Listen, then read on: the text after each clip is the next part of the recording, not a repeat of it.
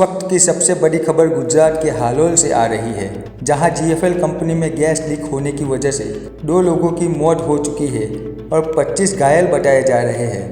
स्वागत है आपका जनता की ताकत न्यूज़ के इस विशेष बुलेटिन में। मैं हूं आपका होस्ट मोहम्मद अमीन भट्टी।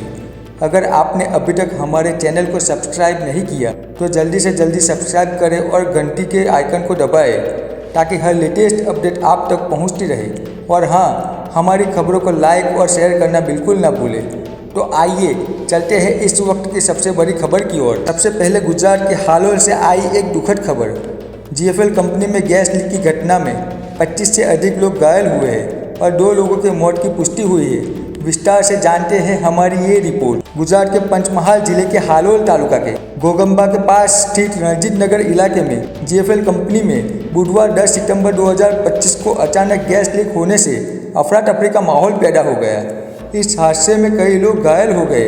स्थानीय प्रशासन ने मौके पर पहुंचकर राहत और बचाव कार्य शुरू किया। सभी घायलों को पहले हालोल के एक निजी अस्पताल में इलाज के लिए ले जाया गया, जहां से गंभीर हालत वाले मरीजों को आगे के इलाज के लिए वडोदरा के एक निजी अस्पताल में रेफर किया गया है। दुर्भाग्य से इस घटना में कंपनी परिसर के मंदिर में पूजा करने गए एक पुजारी सहित 2 लोगों की मौत की पुष्टि हुई है। सूत्रों से मिली जानकारी के अनुसार अब तक 2 लोगों की मौत हो चुकी है, 5 की हालत गंभीर बताई जा रही है और लगभग 25 लोगों को अस्पताल में भर्ती कराया गया है। स्थानीय प्रशासन और पुलिस मौके पर मौजूद है और जांच की जा रही है। कंपनी प्रबंधन की ओर से अभी तक कोई आधिकारिक बयान नहीं आया है। हम घायलों के शीघ्र स्वस्थ होने की कामना करते हैं और मृतकों के परिवार के प्रति संवेदना व्यक्त करते हैं। आगे की अपडेट आप तक पहुंचाते रहेंगे। दोस्तों, इस खबर को लाइक और शेयर करें ताकि ज़्यादा से ज़्यादा लोगों तक यह जानकारी पहुंच सके। अपनी प्रतिक्रिया कमेंट में लिखें और हमारे चैनल को सब्सक्राइब करना ना भूलें।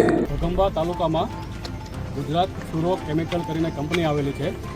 એમાં સવારમાં 12 ને 10 વાગ્યાની આજુબાજુ એક ગેસ લીક થવાનો મેસેજ પોલીસને મળેલા હતા અને તાત્કાલિક પોલીસ અને સ્થાનિક વહીવટીતંત્ર છે એ અહીંયા આવી ગયેલા હતા અને એના કંપનીના માણસો સાથે સંકલનમાં હતા।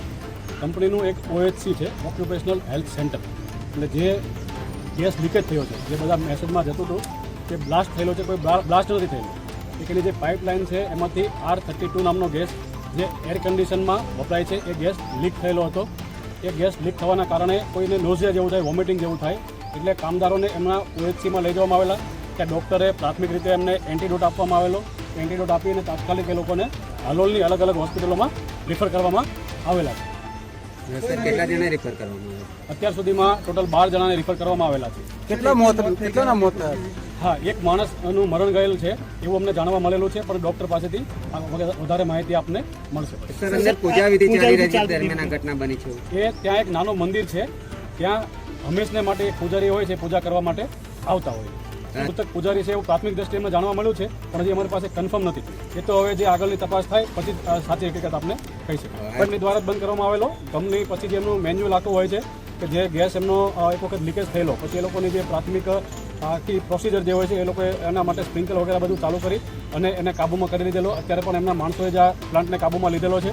સામે દેખાય છે, અમે માસ્ક વગર ઊભા છીએ તો આપણે તરત એટલી ખબર પડવી જોઈએ અને લોકોને આપણા દ્વારા મેસેજ આપવા પણ માંગીએ છીએ કે આવું કોઈને પણ ડરવાની કોઈ જરૂર નથી। આજુબાજુના ગામમાં શું, આ ફેક્ટરીમાં જ અમે ઊભા છીએ તો એનાથી પણ કોઈને ડરવાની જરૂર નથી। 12 લોકો છે, હવે હોસ્પિટલમાંથી સાચો આંકડો અમને મળશે પછી અમને જણાવશું।